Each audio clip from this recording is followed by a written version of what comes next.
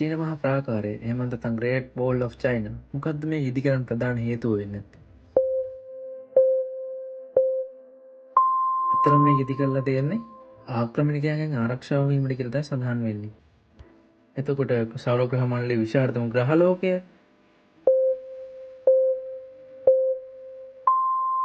උත්තර වෙන්නේ ජුපිටර් එහෙම නැත්නම් බ්‍රහස්පති.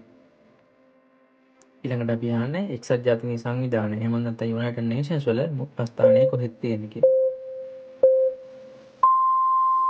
එතන මේ පිහිල්ලා තියෙන්නේ ඇමරිකාවේ නිව්යෝර්ක් වල. එතකොට අපේ ඊළඟ ප්‍රශ්න වෙන්නේ 2024 වෙනකොට ලෝකයේ වැඩිම ජනගහනයක් වෙච්ච රට මොකක්ද කියන්නේ. 2024 වෙනකොට ඉන්දියාව තමයි අංක 1ට එන්නේ ඒ බිලියන 1.4ක ජනතාවක් එක්ක. එතකොට දෙවන ලෝක යුද්ධය අවසන් වුණේ මොන අවුරුද්ද කියලාද ඔයාලා හිතන්නේ ඉන්නේ? අතන 1945 තමයි දෙවන ලෝක යුද්ධය අවසන් වෙලා තියෙන්නේ.